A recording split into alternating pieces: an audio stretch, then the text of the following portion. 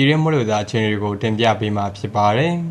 ။ဘင်္ဂလားပင်လယ်အော်အခြေအနေကတော့အနောက်တောင်မုတ်သုန်လေဟာမြန်မာနိုင်ငံတောင်ပိုင်းဒေသများကပ္ပလီပင်လယ်ပြင်နဲ့ဘင်္ဂလားပင်လယ်အော်အရှေ့တောင်ပိုင်းကိုဝင်ရောက်ခဲ့ပြီးဖြစ်ပါတယ်။ကပ္ပလီပင်လယ်ပြင်နဲ့ဘင်္ဂလားပင်လယ်အော်အရှေ့တောင်ပိုင်းတို့မှာမုတ်သုန်လေအားအသင့်တင်ရှိနေပြီးကြံဘင်္ဂလားပင်လယ်အော်မှာတိမ်အသင့်တင်ဖြစ်ထွန်းနေပါတယ်။ဒီကနေ့မွန်းတဲ့ချိန်ဒီခံမှန်းချက်အနေနဲ့ကတော့ AR တိုင်းဒေသကြီးတနင်္သာရီတိုင်းဒေသကြီးကချင်ပြည်နယ်ကရင်ပြည်နယ်မွန်ပြည်နယ်နဲ့ရှမ်းပြည်နယ်တို့မှာနေရာအနှံ့ပြနေပြီးတော့ရန်ကုန်တိုင်းဒေသကြီးမန္တလေးတိုင်းဒေသကြီးပဲခူးတိုင်းဒေသကြီးနဲ့စကိုင်းတိုင်းဒေသကြီးအထက်ပိုင်းတို့မှာနေရာစိတ်စိတ်နဲ့ကြံတိုင်းဒေသကြီးနဲ့ပြည်နယ်တို့မှာနေရာကျက်ကျက်မိုးထစ်ချုံရွာပြီးမန္တလေးတိုင်းဒေသကြီးစကိုင်းတိုင်းဒေသကြီးအောက်ပိုင်းတနင်္သာရီတိုင်းဒေသကြီးနဲ့မွန်ပြည်နယ်တို့မှာနေရာကွက်ပြီးမိုးကြီးနိုင်ပါတယ်ရွာရန်နှုန်းပြည့်ဖြစ်ပါတယ်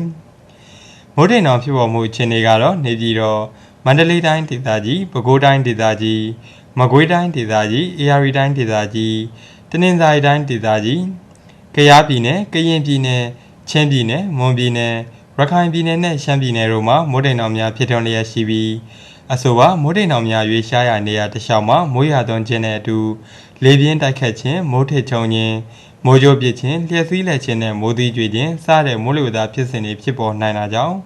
ကြိုတင်သတိပြုကြပါရန်အကြံပြုထားပါတယ်။မြမပင်လယ်ပြင်အခြေအနေကတော့မြစ်ဝအကျွန်းပေါ်မော်ဒမာကွေမွန်တရင်တိုင်းကမ်းရန်တချောင်းနဲ့ကမ်းလွန်ပင်လယ်ပြင်တို့မှာ